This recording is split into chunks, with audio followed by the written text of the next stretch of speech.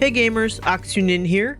With 35 recollections per week, you might be getting tired of doing those Landsraad missions. You're probably thinking these missions are repetitive, so you're interested in getting these missions done as quickly as possible. In this video, I want to share with you the things that I do to try to minimize the time required to complete these missions. Insanely, I've actually been completing missions on 2 characters, one Atreides and the other Harkonnen. Also, I've been playing entirely solo, so no mission sharing in case that's a thing. First of all, I try to only do missions for maps on the overland map. I'm not running the testing station missions. Even at difficulty level 1, these missions are not time efficient. Another benefit of staying on the overland map is that you won't need to worry about fueling or repairing your ornithopter. I like missions on the overland map because when you enter the location, you're always placed into the map, ready to go, whereas Haga Basin missions involve more travel time and the potential for sandstorms that can slow you down. On both characters, I've initially focused on crafting, combat, and sabotage. This has allowed me to target multiple missions per map, and having multiple missions per map is one of the keys for going quickly. It's kind of like more missions per load screen, plus you can weave those missions together to try to make your traversals in-map as efficient as possible. Over time, as more maps and missions have been added to the game, the missions pool has greatly expanded. As a result, it has become more difficult to match up 3 missions on the same map, especially if you're focusing on specific specializations. The more specialization paths you're willing to work in parallel, the easier it becomes. While you're in a mission, traversal skills will be critical. I utilize the full suspensor belt and the trooper skill Sugarwire Claw in almost every mission. Another absolutely huge time optimization is to avoid all combat that's not necessary as part of the mission. And related to this, another huge optimization is to not loot anything. In reality, I actually do loot chests that have spice sand or heal kits that are on my run path. The main point here is that if you're not looting, you could complete as many as 35 missions without ever needing to empty your inventory. It's that time, guys.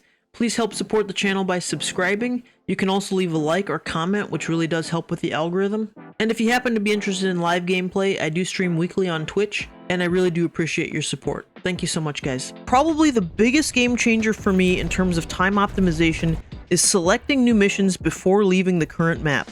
Because you can't access the Landsraad missions from the overland map, you may have developed the habit to return either to base or a settlement to empty your inventory and select new missions. And that's exactly how I started. I used to return to base in Haga Basin after every mission set, clear my inventory of looted items, select new missions, and then travel to the next mission set. Now I chain missions together, staying on the overland map as much as possible, never returning to base or settlement until complete. When completing a mission, there is the rare occasion where I may accidentally hit the enter button confirming that I want to leave the map before selecting new missions. When this happens, I simply enter the nearest testing station and then I'm able to again interact and select new missions. Lastly, to be able to go from mission to mission, you need to have your inventory ready to support any mission that you encounter. This is why I keep the following in my inventory at all times. My backup tool has a sand bike for Smuggler's Run, a radiation suit for Wreck of the Taichi, a cut array capable of harvesting jasmium for the Taichi. It can also handle the erythrite in Blushing Cavern. For all of my other cut array needs, I simply use an improvised cut array. Because this is field crafted from scrap metal, it can easily be replaced if needed. I also have a scanner for Simpo and Smuggler's Run. I'll also carry a full extra suspensor belt, as this is the first item that tends to break. Because I've been doing missions for so long now, I've completed both crafting and combat. This means I'm doing more gathering and exploration missions, and many of these are actually in Haga Basin. Because I'm now also traveling to Haga Basin, I've added the following to my inventory: vehicle fuel, a vehicle repair tool and welding wire, and I've also prepared my scout ornithopter with boosters and the scanner tool. Having boosters is really the only way to fly for the large Haga Basin traversals and the time trial missions, and the scanner on your ornithopter can be used for required scan updates, such as on the mission Sample Recovery. And because of the sample recovery mission, I also now carry a compactor tool in my inventory, and the basic compactor is just fine.